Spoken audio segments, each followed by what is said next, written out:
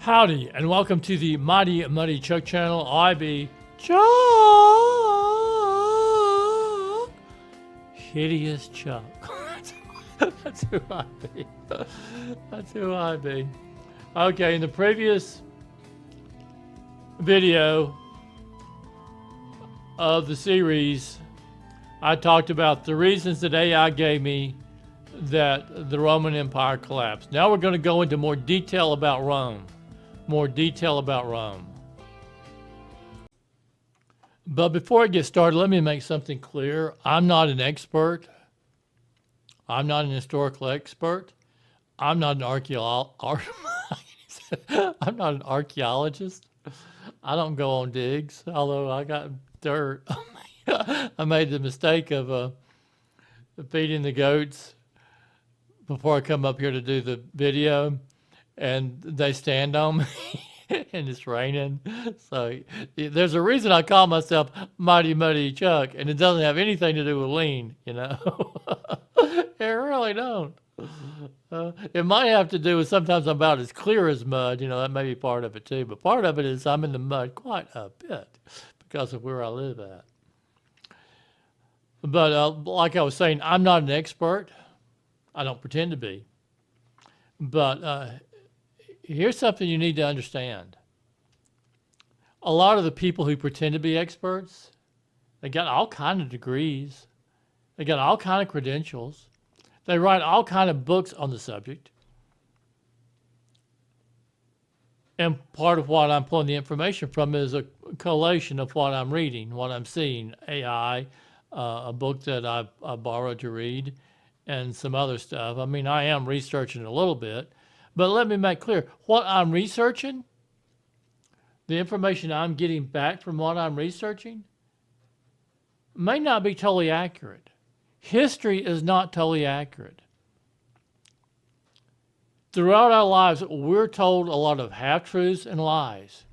Do you think that our media invented propaganda? Do you think our government invented propaganda?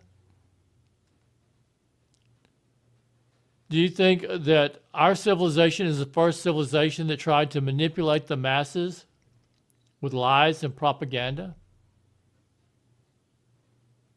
And some of that lies and propaganda is malicious. It's meant to control and hurt whatever group they're telling the lies and propaganda to. But now some of the misinformation simply comes from people having a good old time, drinking their bottles around the campfire and, you know, relaying their version of history, because a large part of our history comes from oral tradition. And part of that oral tradition comes from people high as a kite. Part of that oral tradition comes from people that's, now this is how it was, sonny boy. And then he makes up stuff.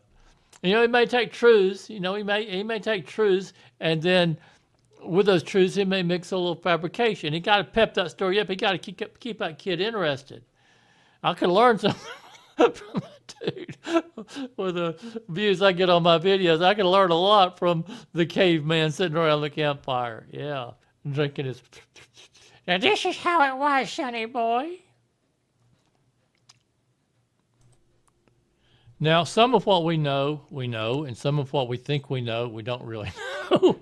But still, there are certain things that, you know, it kind of adds up. It makes sense. Rome began as tribes around the 7 hills of Rome, communities. They didn't necessarily constitute villages, but tribes, communities around the 7 hills of Rome. The traditional name of the 7 hills of Rome are Palatine Hill, Aventine Hill, Capitoline Hill, Quirinal Hill, Caelian Hill, Esquiline Hill, and Viminal Hill. These hills are located east of the Tiber River. The Palatine Hill was the site of the earliest Roman settlements, and it's believed that the name may be derived from the Greek word palace, suggesting a high place of status and importance. The Aventine Hill was known for its association with the plebeians and was later associated with the cult of Hercules. The Capitoline Hill was home to the Temple of Jupiter, the most important temple in ancient Rome. The Caelian Hill is believed to be named after a local Etruscan hero named Caelus Vibina. The Esquiline Hill was named after the abundance of Esquili oak trees growing there, or because its inhabitants were considered suburbanites in the early days of Rome. The Quirinal Hill was traditionally associated with the Sabine tribe and is believed to have been named after the Sabine god Quirinus. The Viminal Hill is the smallest of the 7 hills and is thought to have been named after a local Roman god. The 7 hills of Rome were originally inhabited by 7 independent communities or tribes, and as I said, were not considered villages. These hills are also known as the Opius, Palatium, Vilia, Vigutul, Zermelus, Caelius, and Cispius. And I may have said every one of those names wrong. I'm not an expert, by golly, but I hope to entertain you and maybe get you to thinking, because thinking is the most important thing. How dumb is he? Think about it. How dumb? Did he say every one of those names wrong? God dang it. So you learn how to pronounce it right, because I'm not going to take the time. But you take the time to learn to pronounce them correctly.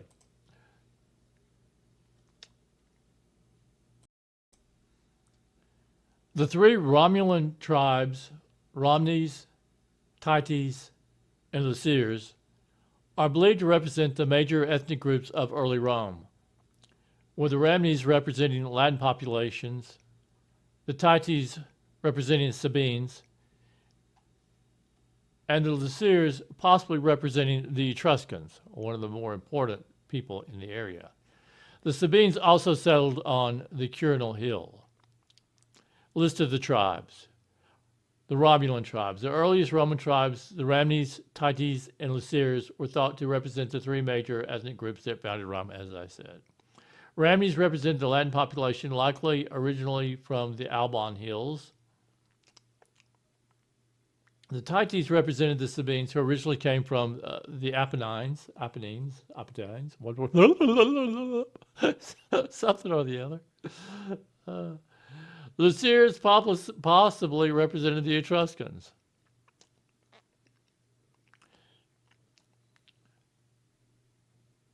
So the southern hills of Rome were originally settled by different tribes.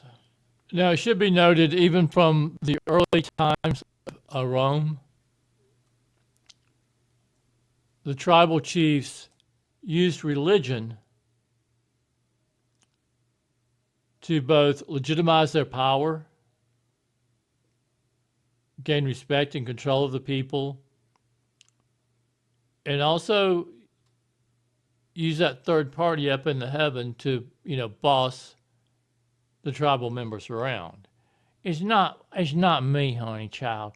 It's Jupiter. He don't like what you're doing. He says, don't keep spreading your legs so far apart because he makes the boys horny. So kind of keep your legs together. Now, I'm not telling you this. I'm not trying to insult you, honey child. But Jupiter says keep your legs together.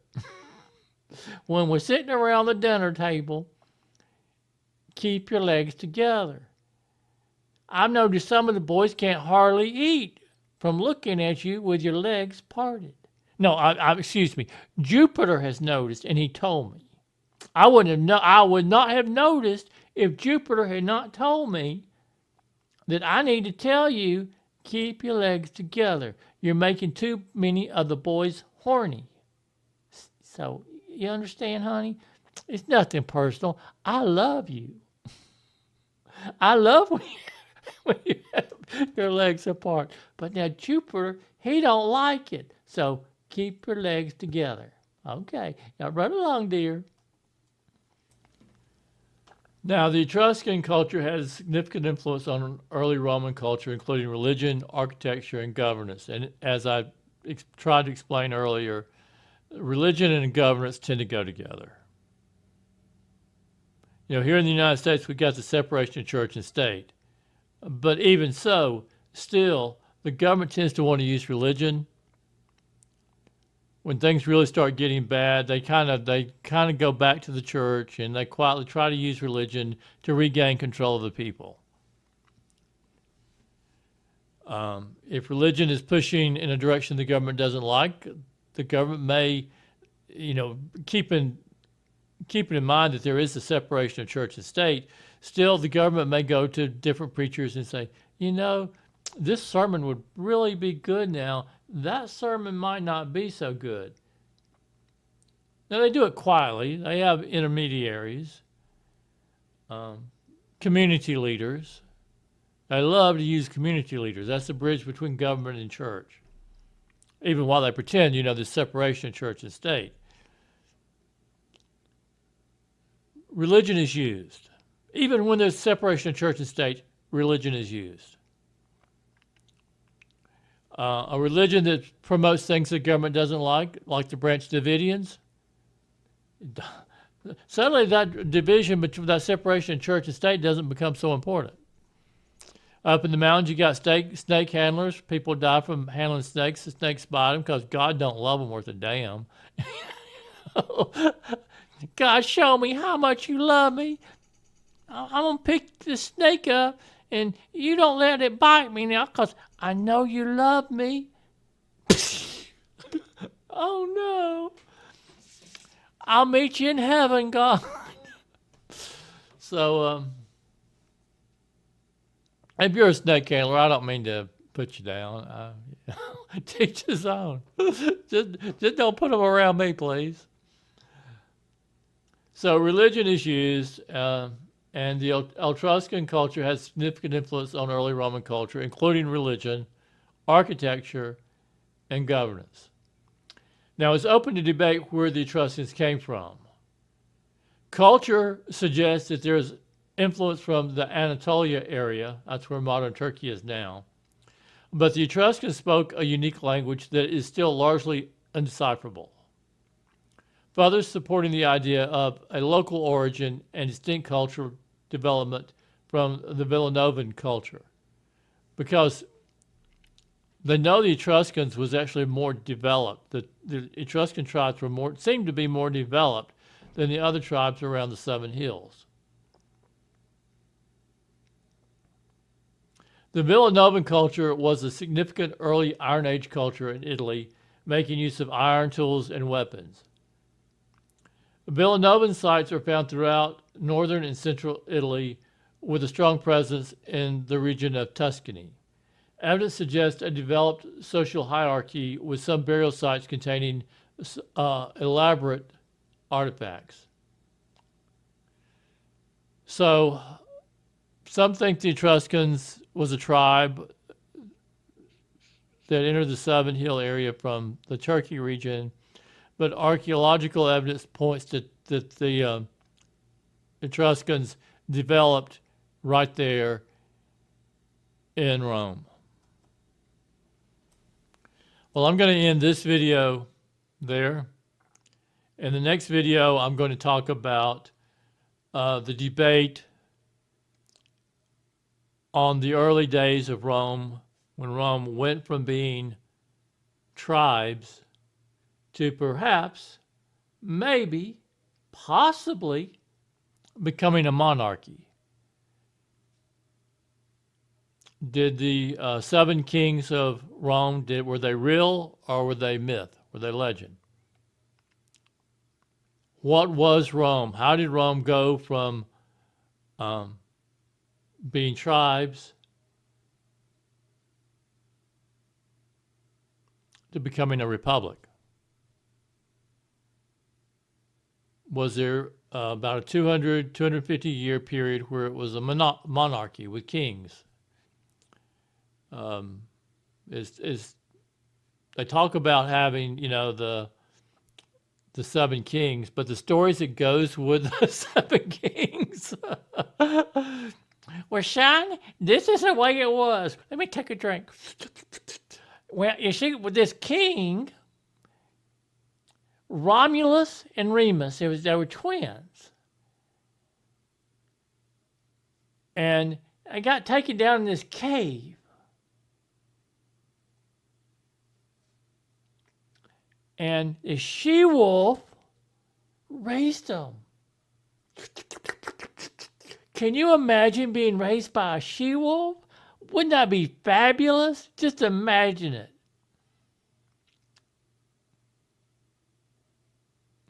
Anyway, the next video I'll focus a little bit on that and some other stuff. Before I close, I gotta do one more thing.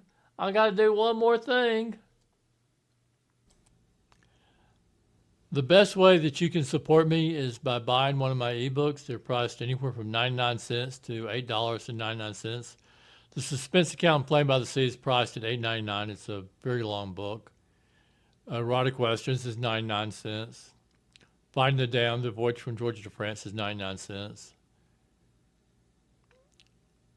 The Hartfield books, 2 of them are 99 cents and one of them is $2.99. I do plan to add more to the Hartfield series. But yeah, the best way to support me is to buy one of my ebooks.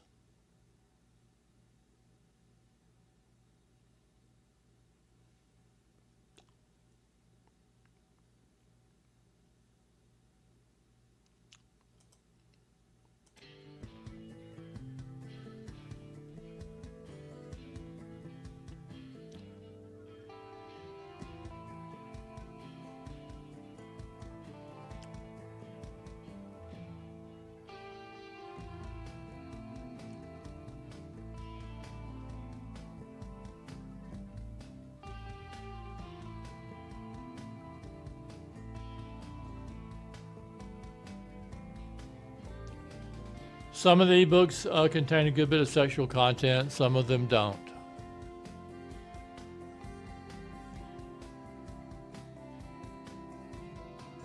That one does, by the way.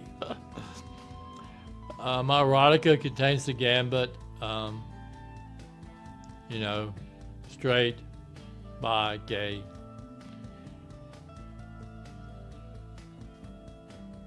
Also contains stories. It's not all sex.